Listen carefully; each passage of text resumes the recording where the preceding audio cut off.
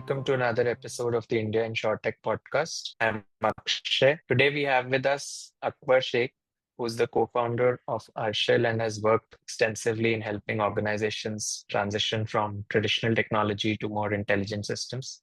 Thank you, Akbar, first of all, for taking the time for this conversation. Thank you, Akshay. The pleasure is all mine. In today's episode, what we'll do is we'll delve deeper into the journey from traditional to more intelligent, now AI-driven systems. And we'll try and focus to specifically to insurance as an industry as we speak.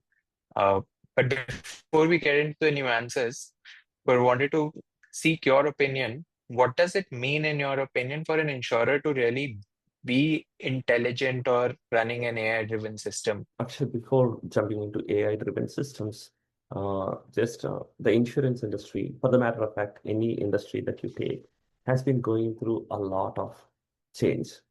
And people attribute that change to AI, and people are afraid that AI is going to take over their jobs and AI is going to disrupt the entire world.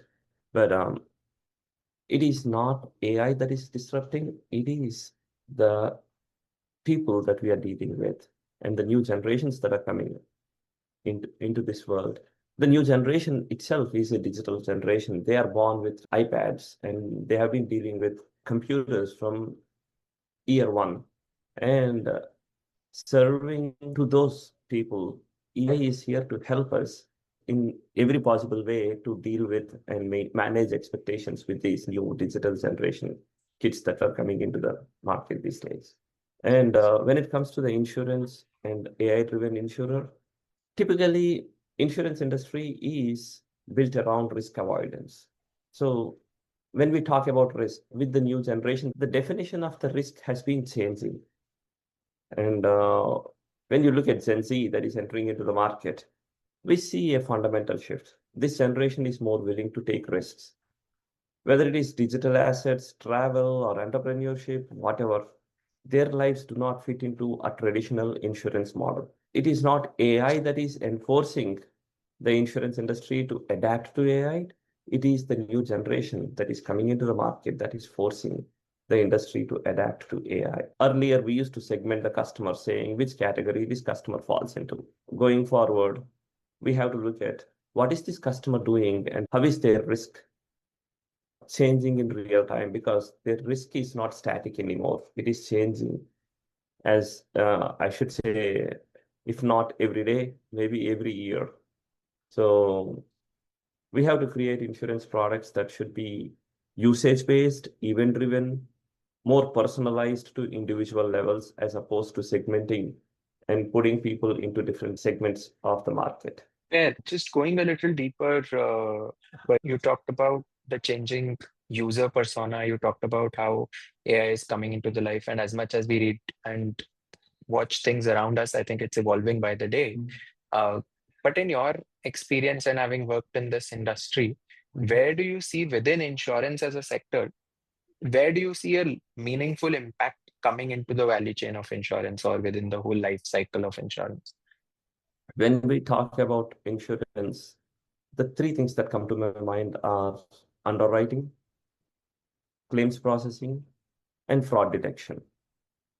So underwriting is before giving the insurance policy to our customers, and claim processing is when a customer claims for a damage, and fraud detection is after while processing the claim to understand if the claim is genuine or not. So the AI has to be embraced at each level because, like I said, since the risk is getting redefined, now if underwriters are taking a traditional approach of depending on the historical data and broad segmentation, that is not going to fit into the new generation kids and the new definition of risk. Now, where is AI coming into picture? AI can help bridge the gap for the underwriters. Instead of using this, we can use alternate data signals. And we can use continuous learning from the behavioral patterns of the customers and update risk profiles dynamically instead of keeping them in a static risk profile category. When it comes to claims, the new generation, they don't have the time and the patience to sit and create a claim for half a day or one day, filling out all the forms. They should be provided with tools where they can submit a claim automatically. So that's where AI will become very helpful. So we created a product called DocAid, which is more for the doctors who submits claims to the health insurance payers. So in that product, the doctors need not do anything. All they have to do is record the conversation between the patient and the doctor. It will generate the prescriptions. After generating the prescriptions, it will generate the claim. All the doctors has to do is look into the claim and say, "Hey, this looks good, go submit." It will be submitted. So in the claims process, what we noticed is it integrates with the ICD-10 medical codes. And if the medical code used in the claim is not severe enough, and the doctor says, "Hey, this is not, this is a milder version of the disease that I treated, get into the next critical version of the disease," it understands the prompt and it will generate a code. And the feedback that we got about the product is the claims are getting processed much faster and the number of rejections are much lower when it comes to the claims created by AI. I'm talking about one sector, which is doctors. But as a homeowner, I don't, if there is a hailstorm and if my roof gets damaged, I don't want to sit and create a claim for 10 days. Most of the times I depend upon the roofer to create a claim for me. I don't want to do that anymore. I want to do it myself, but I don't want to go through the pain of it. And AI can help with those kind of stuff. And the other day I was applying for my business insurance. All I did was I took the application form, gave it to Claude, and asked Claude to fill the form. It filled the form for me, gave it back to me. All I did was validated the answers and sent it back to the insurance agent to get my business insurance. So that's where AI is helping with the claims processing.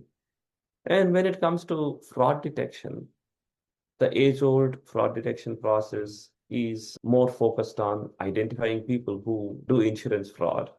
Where going forward, we have to understand the reason why they thought about uh, doing a false claim. So AI can help with the behavioral anomalies in real time while processing the claim. And here, it is not just the insurance companies, but the people who buy insurance from these companies that are adapting to the new ways are going to get benefited using AI. AI is making that possible, and it is significantly, I should say, raising the bar of the insurers. If you were to think about stack ranking these three use cases or in the magnitude of impact, or maybe in terms of how their progression is today as we stand, uh, how would these three stack up, in your opinion? Right now, if we have to stack these, so all these three, the biggest challenge for the current insurance companies is they are dealing with all the legacy systems to process all the underwriting or claims or even for fraud detection.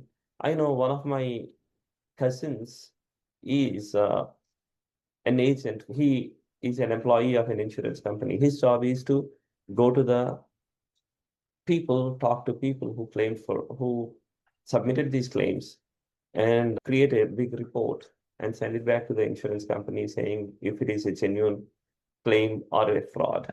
We have, we can do more than just adding people to this. Because here, when we add people, when I saw his reports, they are not detailed enough. And the second one is they have to depend on this guy because this guy might go after a week and or 2 weeks. After a week or 2 weeks, there might not be any evidence, and it is really hard to detect if there is any fraud involved in that insurance claim. So we need instant responses. We need hyper personalization. We need transparency in all these three, and AI can provide all that. And that is what the new generation is expecting from the insurers. Perfect. And since you brought about change management, legacy systems, and all of those aspects in here as well, What I wanted to pick your brain on was, so I personally believe that leadership is critical to bring about some of these changes and see large scale adoption, right? Uh, what, in your opinion, have you seen that CXOs leaders should do differently so that they can start this wave of large scale adoption within their respective organizations? So one of the biggest problems that I see with the organizations these days throughout the world, not just India, not just US, not just Europe, the leaders look at information technology as an overhead, and everybody is behind cost savings. The organization should not work for their stakeholders. The organization should work for the people whom they are trying to serve. In the process, if you are trying to save money, you might lose innovation and you might fall behind. So you have to spend money, but spend money in a meaningful way that will serve the strategic goals of the organization. So what is happening in the world these days is the CXOs, CTOs, and CEOs are taking, this is not a criticism, but what I noticed is that the range of pay that they are taking is very high when compared to the senior level leadership, and then the mid-level leadership, and then the developers and the employees. So this is increasing the gap between the highest paid employees to the lowest paid employees in the organization. And instead of focusing on the pay to hire the talent and then enforcing cost cutting measures throughout the organization, Phil, you have to spend your money to hire the right people and pay the people right amounts, not overpay somebody and underpay others, and spend the money intelligently on technology that can help with the business growth and that can provide features that can serve the people that whom you're is the basic purpose of starting an organization is to serve people, right? And you have to spend, and if you are not doing that, and if you are trying to save money for the organization, you're not really serving the purpose of the organization. So that's where I feel the CXOs, CTOs has to adapt new Perfect. So technologies. basically, to spend to hire the right talent, if I may put it that way.